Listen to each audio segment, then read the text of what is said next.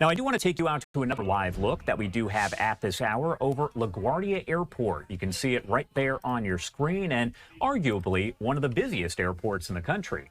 Now, air travelers in the U.S. without a real ID will be charged money, $45 starting in February. That's according to the TSA.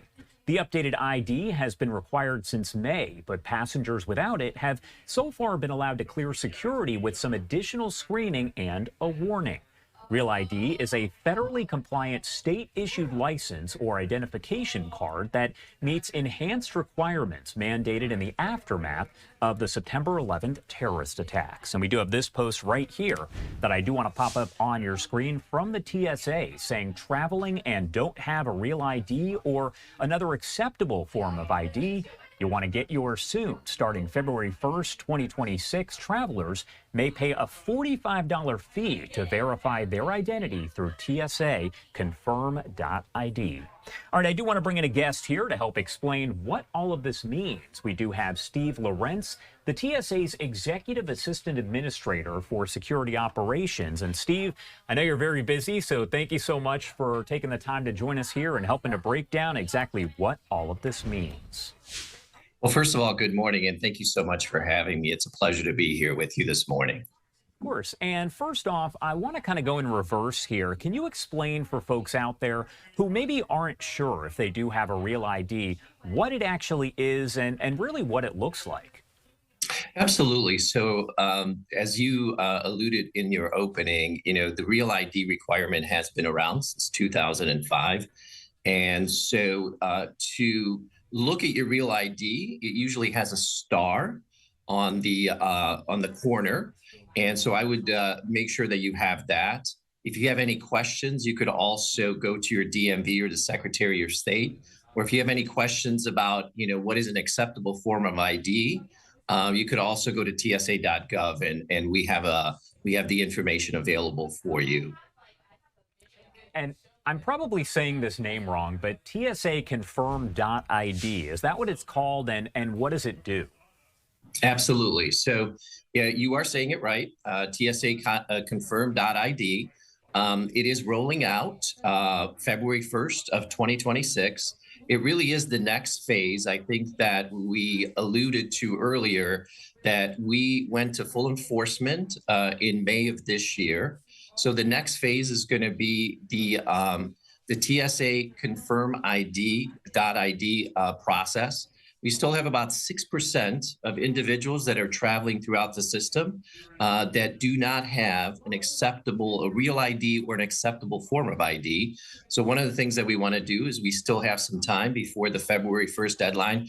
We want to make sure that we get the information out, and we want to make sure that passengers are aware of what the process is and understanding it is an optional process, but there is a fee associated with it. So you would opt into the process, and we want to make sure that that information is available to them if they have travel before or after February 1st. It's important to state that what we want them to do is we want to make sure that this time they take this period to set some time up at their DMV or Secretary of State offices to get their real ID compliant driver's license.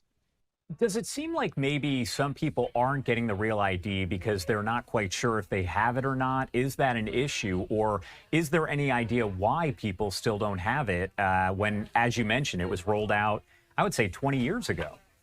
Yeah, it has been 20 years plus. So, I will tell you that it's important to note that over 94% of the population that is traveling right now has a compliant real ID driver's license or an acceptable form of ID, i.e. a passport. So one of the things that I just want to mention is we're going to continue to have a very forward-leaning, proactive campaign to get the message out. We're going to continue to work in partnership with our state and federal partners and also our aviation partners to make sure that the information is getting out there.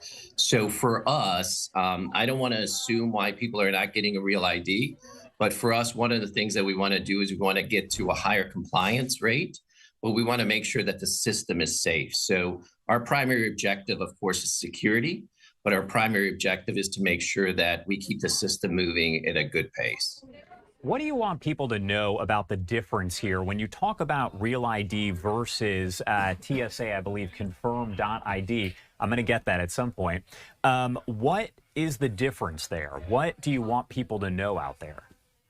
So one of the things that we want them to know is that, first of all, if you're not able to get into to see your DMV office or your Secretary of State office, that to go to TSA.gov, and we're going to have an instruction page on how to opt in. It is important to note that this is an option. We are not forcing people to do that. It's also important to note that this is not bared by the taxpayer. This is the cost is covered by the traveler. So for us, once you get to that, you're going to go through a process. You're going to complete that process, and we want to do that before you arrive at the airport. Once you arrive at the airport, you're going to have an email receipt confirmation. So when you approach the ticket document checker position for TSA, you're going to show that information to them. We're going to go through the verification process. You're going to clear the ticket document checker position, and you're going to go into screening.